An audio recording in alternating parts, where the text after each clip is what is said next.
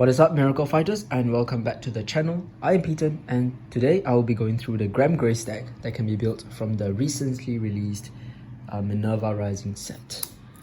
So Gramgrace is a new boss unit introduced with Vanguard days, and because I don't play Vanguard days, right, I'm not too sure of this, but I assume Gramgrace is Yuki Ishidoji, which is the main protagonist's Ace unit. So the Gramgrace deck is actually not too expensive a deck if you have the previous Keter Sanctuary cards already, because Gramgrace himself is just a double rare, and I think early prices of him were pretty cheap. So if you actually got the Keter set, or managed to get some copies of him, and you also have previous Keter Sanctuary cards, then I think the overall deck is quite easy to build. So the best part about the deck is that it is very generic, and you can pretty much build the deck in any way you like using cards from the entire Keter Sanctuary card pool. Gramgrace doesn't have a fixed right line, and there's only like one named support for it, so it's pretty free and easy in terms of how you want to build the deck. But the deck that I'm going to show you guys will be the deck that Roxy has been trying out the most and has been working for her the most as well. So without further ado, let's just get right into the deck. So we'll start off first with the right deck. So of course we're playing the 1 Gramgrace. Then for the grade 2 we're playing Blaster Duck. The grade 1 is Blaster Javelin, and the starter is any starter, Knight of Integrity, Tigra. So this starter you can play anyone, right? It doesn't matter which one you play. For the grade 1 we play Blaster Javelin. So Javelin's effect is when he's rolled upon by Blaster Duck, you can review the top card of a deck, superior call it to rearguard in rest if it is a unit card, and discard it if it isn't. The rearguard skill rarely activates because generally you don't get to call out Blaster Javelin from Soul, and also we don't play Blaster Vanguards in this deck apart from Blaster Duck, but you don't play additional Javelins in the deck, so it's not that relevant. But yeah, basically Javelin just gives you a free rearguard from the top of the deck, and the reason for the free rearguard is because it is to help Blaster Duck's effect. So let's have a look at Blaster Duck. When placed on Vanguard Circle or Rearguard Circle, counterblast one and retire another rearguard. Choose one of your opponent's rearguards, retire it, and this unit gets +1 drive until the end of turn. This basically gives you twin drive as early as turn 2, so that you have a higher chance of hitting crits or whatever early, as well as punish early rush with the retire. So it's just a pretty neat right line combo, right? That I feel is probably the most generically useful one in Keter, so we highly recommend it. And then of course the grade 3 is the Sword Saint Dragon Knight, Gramgrace himself. So there is actually an alternative right deck or right line for Gramgrace, and that is playing Wingull Brave and Little Sage Marin instead of whatever here and Javelin. So Little Sage Marin's skill is when rolled upon by a blaster, which is just your Blaster Duck, you can check the top 7 cards for a blaster card and superior call it. If not, you call Wingull Brave from your soul. So since we don't play additional blasters, as I've mentioned in the deck, all of the time we'll just be calling out Wingull Brave.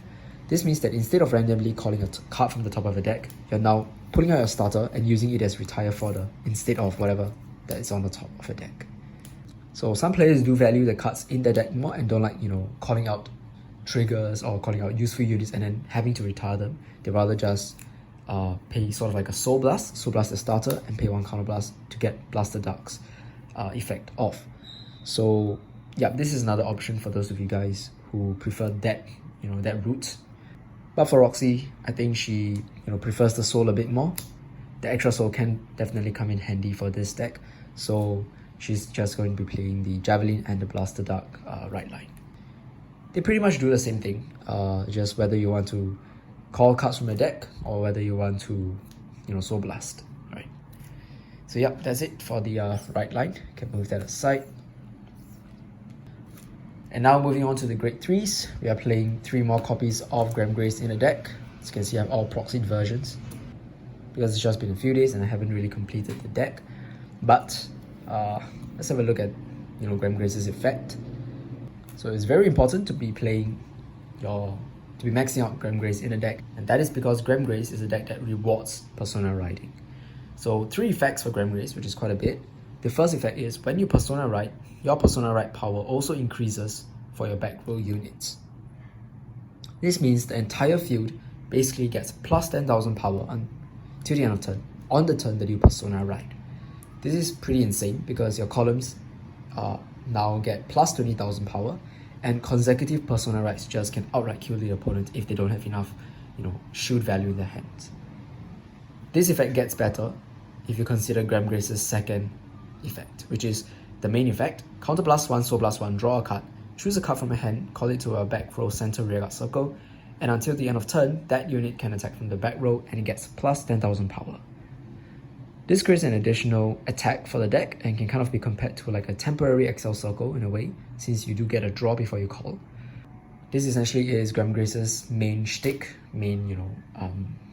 what it's known for, right? And it's pretty neat. With this skill, it makes sense for Gramgrace to power up the rearguard with his Persona Ride effect, because then that unit that attacks from the back row will also get the Persona Ride power on your Persona Ride turns. At the end of the battle that your back row center rearguard attacked, Gramgrace can also put that unit into the soul to draw a card. So this is a mandatory skill, but it replenishes the soul for the first effect and gives you another draw. If you notice, Gramgrace actually draws 2 cards per turn, which gives this deck the ability to go through the deck really fast and see more pieces, and especially draw into your Persona Rides. Many times when I fight Roxy with Gramgrace, Roxy's hand can get really thick, really fast, and there were a few times where it actually even got to more than 10, which is crazy in standard format. So yep, that is Gramgrace, maxing him out, definitely. And then the next grade 3 is actually not an English card. It's currently only exclusive in the Japanese format because it's a Japanese promo called the Knight of Soaring Blade Fernbale. I believe Fernbale is coming to English soon as a promo card, not sure when, but I've seen the announcement. It definitely is coming to English. So if you're looking to play Gramgrace, do keep a lookout for when this promo drops, because this promo is really important for the deck. So Fernbale is actually the first and currently the only Gramgrace specific support card, and it's one of the main attackers of the deck, generally from the center back row. So its effect is, at the end of the battle that he attacked from your center back row, if your opponent's Vanguard is grade 3 or greater, you may Soul Blast 1 and discard a card from your hand. Choose your Gramgrace Vanguard and it gets plus 10,000 power and plus 1 drive until the end of turn. This effect turns Gramgrace into a 23k power triple drive unit for no CB cost at all, and is super impactful to raise the deck to a higher ceiling. There is nothing really bad about this card except that it only works on your first grade 3 turn if you go second, but other than that, it is a very easy to activate good value card for the deck. So definitely recommend this card. And yeah, we're playing it at 4 copies. The extra drive really does help, and combined with the Persona Rides whole field buff, the power can get really high. And then for the last grade 3 normal unit is Keter Sanctuary's most generic countercharger, and that is the Knight of War Damage Fossado, which we are playing 3 copies here. So Fossado, on attack, when it's attack hit, you can countercharge 1, you have to countercharge 1 and soul charge 1. This replenishes both the resources used by Gramgrace and creates on-hit pressure, which can be really annoying in certain situations. Also, Fossado cannot be chosen by your opponent's card effects, giving him sort of a resist effect, which can be very helpful in control or retire heavy matchups like Gravidia, Eugene, Flagberg, even Youthberg to an extent. Right. So all in all, just a solid utility card that has high staying power on the field. So we're just playing 3 copies. You don't need that many copies of Fossado, but you definitely do want to see at least 1 copy of him throughout the game. And finally, I'm also playing 1 copy of this new Regali piece that came out in the same set as Gramgrace, which is the Minerva Rising set, and this is Gratias Gradel, or whatever it is, however it is pronounced. So I'm sure all of you already know what it does. Basically, when it's played, it activates Persona Ride. So since I've already established that Gramgrace rewards Persona Riding, this card is definitely a must play then for this deck. In fact, I think majority of grade 3 decks will want to be playing this because of how strong Persona Riding is and how it acts as a 4th copy of Persona Ride. Only decks that are order based or order focused will choose to opt out of this card, but otherwise, generally, this card will be played in the grade 3 decks. As for this deck, Gramgrace definitely loves this card because it just makes it so much easier to give your entire field the plus 10k by giving you a higher chance of activating Persona Ride. And we don't have any other orders in his deck, so why not, right? So yep, that's basically it for the grade 3s. Let's move on to the grade 2s. Starting off, we are playing 4 copies of this super expensive card that we don't have in real life. The Knight of Rendering Flash Kyber. So Kyber is one of those really good generic nation foils, and for a deck like Gramgrace, which doesn't have name lock support, you definitely expect to see it here. So what it does is, when placed on Rearguard Circle, you may Counterblast 1 and Soul Blast 1. Look at the top 3 cards of a deck. Super call 1 card from among them to Rearguard Circle if it is a grade 2 or less unit card, and put it into your hand if it is not. Shuffle your deck. So essentially what it means is, you check top 3, you can super call any grade 2 or less unit cards. So that's your triggers, your grade 1s or grade 2s. But if you reveal a grade 3 or reveal an order card, then you add that card into your hand. This is just plain value all around, and there's nothing really bad about him because he can either give you a cool rearguard on the field for more field advantage, or you get a grade 3, which basically is like your Persona Ride or any of the grade 3s, right? Which you can then play normally from your hand. You can even get out Gratis Gradel from the top 3 cards of a deck, and most importantly, it also shuffles the deck. So if you check top 3 and a lot of them are triggers, you won't be too bummed out by having to put them on the bottom of your deck. So yeah, Kyber is just a really nice card. It does use CB and Soul Blast, which are both of the resources used by Gramgrace. So that's why we have Fossado and another particular card to help with the resource management. But yeah, Kyber and Gramgrace are pretty much the only cards that use CB in this deck, so I'm pretty sure you'll definitely be able to manage the usage of these 2 skills well in your games. Next up, we play 3 copies of the Divine Sister Langdushat or Langdushat. Now this unassuming rare card has actually become one of our team's favorite Keter Sanctuary cards, just because of how easy to use and splashable it is in a lot of Keter Sanctuary decks. Now, her effect is very simple. If she's on Rearguard Circle, right, and you have a grade 3 or greater card in your soul, she gets the ability to boost and plus 5,000 power. Getting a grade 3 into your soul is easy peasy for this deck, since Gramgrace's 3rd effect directly moves your center back row Rearguard into soul, so you can just call a grade 3 to a center back row Rearguard Circle and then just send it into the soul. Otherwise, Persona Riding is enough to fulfill the condition too. A 15k grade 2 with boost is actually really good, because it means you don't have to worry about clogging up your field with too many grade 2s. You can just call this card down in the early game, swing with it for 10. If your opponent doesn't kill it, slide it to the back row, and for the rest of the game you can have a 15k booster. 15k makes really good numbers if boosting grade 3s, because you're making a 28k column, which is calling for 20k shield guard. And 15 boosting other grade 2s also make magic numbers. And not just that, 15 with grade 1s is also a magic number. 23, 25 and 28 all are fantastic numbers, trigger guards or more, right? So Langdushat is really just a really nice grade 2 for the deck. In fact, she doesn't have to be just for boosting. 15k can also hit a Vanguard perfectly fine on her own. And all this for just not much cost at all. Next, we also play 2 copies of the Magic of Alteration Turner. Now this is the double rare from the same set as Gramgrace, Minerva Rising. And she is our next utility card for the deck. So at the end of the battle that this unit attacked while boosted, if your damage zone has 3 or more face down cards, you can put this unit into your soul and countercharge 1. So Turner, as you realize, is also a generic countercharger for the Keter Sanctuary deck. So now this nation is like 2 counterchargers that can be used in pretty much all decks. Turner is amazing because she not only flips up damage, but she herself goes into the soul. So this gives you a soul charge without using cards from your deck.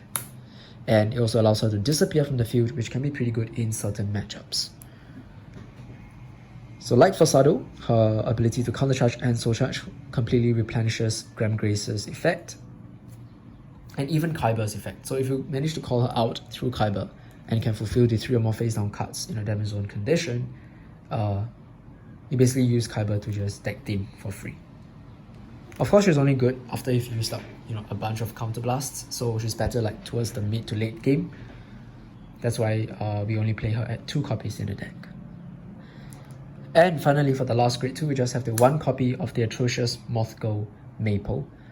So Maple, when your grade 3 Vanguard is placed, if you do not have any other Maples on the field, you can call her back. This makes her the prime discard target for the deck, for your right deck, and also gives you a resurrecting target every time you Persona right, which makes your gameplay smoother and also helps out the deck much, especially if you face retire heavy matchups. Do not underestimate a free recurring rearguard, because that's just free value right for you. And yeah, that's pretty much it for Maple. Nothing much to talk about her. She's just a neat tech card that we like for this deck. You can play any other card that you want in this slot. You can up Lang the Shot to 4 to play more turners, which I don't think you really need to. But yeah, we just play her because she's just a free plus. And that's it for the grade 2s. Very simple. Let's move on to the grade 1s. We start off first with 4 of this common Knight of Gale Sign Bluegar. Continuous on Rearguard Circle during your turn. If your opponent's Vanguard is grade 3 or greater, this unit gets plus 5k. So why is this card so good, right? This card is pretty much, you can find cards with this effect pretty much in every nation already. But the reason why it's so good here in the Gramgrace deck is because it is a 13k attacker, making her able to hit Vanguards unboosted. And why do we want as many units that can hit Vanguard unboosted? Is because Gramgrace will then have a whole lot of options to choose from to call to the center back row Rearguard Circle.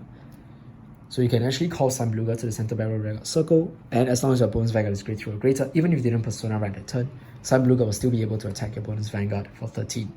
Still a 5k guard. You will only ever do that if you run out of Fern Bales to call, or maybe Lang the Shots or whatever.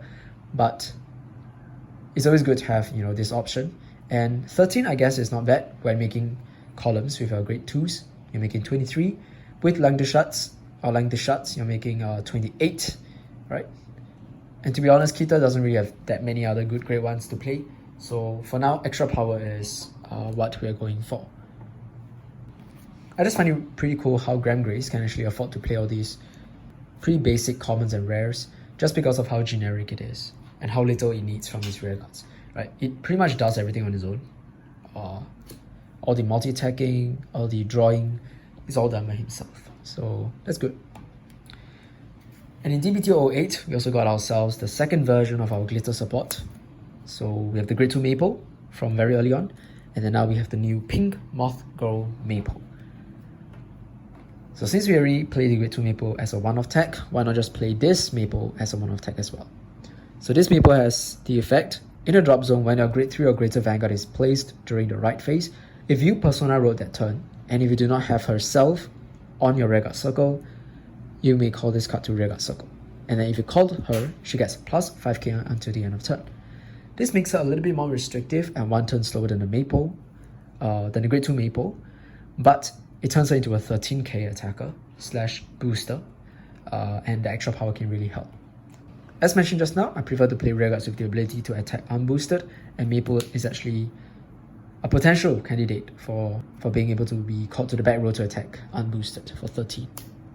She can also easily be revived, so that's a good thing. And the really fun thing about playing these 2 Maples is that pretty much if you see these 2 right in the game, then on the turn that you Persona right, you can actually get out 2 free Rearguards, and that's really amazing. So yeah, that's our 1 pink Mothgirl Maple that we play. So not too many grade 1s, honestly just these 5 normal unit grade 1s, because we already have a grade 2 that can boost here and can also attack. So this Lang the Shots actually double as both great attackers and boosters in this deck, so you don't really find yourself running out of boosters actually. And so to round off the grade 1s, or to round up the grade 1s, we're playing the 4 Sentinels, 3 Aegis Mare Dragons, the basic DPG, they can 1-card PG if your hand is running very low, and of course 1 Elementara Sanctitude, which will be a 1-card PG if you're facing grade 4 decks or any Vanguard that has triple drive. Otherwise, this thing can also get around certain guard restricts like Flagbird Dragon, so you definitely want to be playing one of these as well in the deck. Just a very good PG. But yeah, not many grade 1 options honestly in Keter Sanctuary. Maybe there's Painkiller Angel, but we prefer to use the Soul for Gramgrace and Fernbale, and it's not really that needed. You don't really need to draw so many cards Gramgrace already draws 2 cards. You're at risk of decking out sometimes with this deck. So I think this grade 1 lineup is currently fine for now. Yeah. So yes, this is all the normal units all displayed on the screen here. I'm going to clear them up and then talk about the triggers, and then we can move on to the alternatives. So moving on to the triggers, we have a very simple yet effective lineup of 8 crits. So there's a bunch of a variety here of crits. 8 crits, 4 heals, 3 draws, and 1 over trigger. For this deck, you definitely want to max out on crits because you do have access to triple drive with Firm Veil, and checking crits is pretty much the best way to win. Your numbers can be very chunky, especially on your Persona right turns, so checking crits and putting them and making them more lethal will be your goal, right? Draws, I played draws. Draws are there to help to draw into your pieces, increase the chances of drawing into your Persona rights, and I guess maintain a healthy hand size, maintain a healthy field. Otherwise, fronts can also work for this deck because Gramgrace does already draw 2, and if you are worried about decking out, which this deck can actually reach deck out quite easily, right? You might want to consider swapping to fronts. Fronts can also give you a bit more offense, and they're also 20k shield. So it's really up to personal preference. Currently, we're just playing the 3 draws because draws have been working fine for now. And then for heals, we're not playing any effect heals, just the regular basic heals, but you can absolutely play effect heals, right? And then the over trigger of choice, we're still using a Martinoa. This deck does have grade 3 attackers, such as your Fasado and Firm Veil, and I guess extra rearguard drive checks just makes it so much harder to guard, and lets you a bit of hand advantage as well. So that's why we are playing a Martinoa. Obara is alright, but I think a Martinoa with the rearguard drive check pressure, right, makes it better in my opinion for this deck. So before I conclude, I would just like to spend some time to talk about the alternatives you guys can consider when building Gramgrace. Gramgrace is an especially generic boss card without much dedicated support, so there are honestly many ways you can go about constructing the deck, depending on the playstyle and what you're aiming for. Our current version of the deck is, as you can see, we just play like generic beat stakes, stuff like that, to get your power as high as possible. So basically the deck's goal is just to create magic number rearguard columns, give a Vanguard extra drive, and have Firm Veil as the main attacker. So yeah, very simple, I guess, playstyle. But if you guys have access to more Keter cards, previous support of Keter cards, and if you guys have want more, superior calling in the deck, because this deck doesn't really superior call that much other than Kyber, you can actually play the K and Bediver pair, which I've seen some players do. So Bediver, when placed on Rearguard Circle, can pay 1 Counterblast and 1 Soul Blast to call out his comrade K to the same column if your Vanguard is grade 3 or greater. And then when K boosts Bediver, K gets an extra 5k to make the column 23k. It's not as high as some of the columns that we can make here, but you just need like 1 Bediver to get up a complete column.